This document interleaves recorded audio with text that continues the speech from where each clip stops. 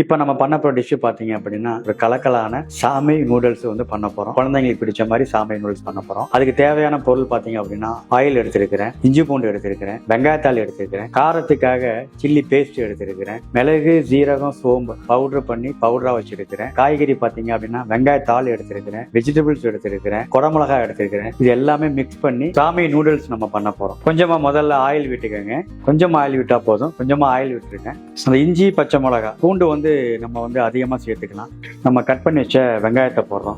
வெங்காயம் வதங்கினதுக்கு அப்புறம் கட் பண்ணி வச்சிருக்கிற காய்கறிகள் எல்லாத்தையுமே இதில் போடுறோம். ஸோ பீன்ஸு, கேரட்டு, கேபேஜ் இருக்கு, லோட்டஸ் ஸ்டெம்மு போட்டிருக்கேன். நான் நல்லா ஈவனாக வதக்கிறப்ப நல்லா ஈவனாக குக் ஆகும். வதங்கினதுக்கு அப்புறம் அந்த கட் பண்ணி வச்சுக்க குடமிளகா இருக்குது பார்த்தீங்களா, கலக்கலதாக இருக்கு பாருங்க. இந்த குடமிளகா நம்ம அதில் போடுறோம். ரெட் சில்லி பேஸ்ட், இது குழந்தைங்களுக்கு காரம் வேணாம் அப்படின்னா நீங்கள் கம்மியாக போட்டுக்கலாம். கொஞ்சம் ஸ்வீட்டாக இருக்கணும் அப்படின்னா அந்த டொமேட்டோ சாஸ் கொஞ்சம் நான் சேர்த்துக்கிறேன். மிளகு, ஜீரகம், சோம்பு இதை நல்லா ரோஸ்ட் பண்ணி பவுட்ரு பண்ணி வச்சிருக்கிறேன். ஸோ அதை நான் கொஞ்சமாக மசாலா மாதிரி போடுறேன். கொஞ்சமாக நம்ம தண்ணி விட்டுக்கிறோம். தண்ணி விட்டு குக் பண்ணுறப்ப அந்த மசாலாஸ் எல்லாமே ஈவனாக நல்லா குக் ஆகும். இப்போ நம்ம சாமை நம்ம நல்லா வேக வச்சு பாயில் பண்ணி வச்சிருக்கிறோம். இந்த மாதிரி தனித்தனியாக இருக்குது. இந்த மாதிரி சாமையை எடுத்து இது நல்லா அப்படி போட்டுக்கங்க.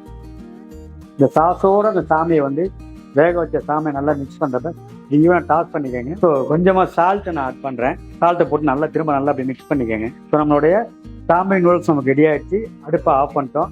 கொஞ்சமாக ஃப்ளேவருக்காக கொஞ்சம் வெங்காயத்தாள் போடுறேன். கொஞ்சம் வெங்காயத்தாள் சேர்த்துக்கிட்டேன். நல்லா இந்த மாதிரி ஈவனாக மிக்ஸ் பண்ணிக்கோங்க. வெங்காயத்தாள் சேர்த்து டாஸ் பண்ணியாச்சு. நம்மளோட அருமையான சாமை நூடுல்ஸ் ரெடி ஆயிடுச்சு.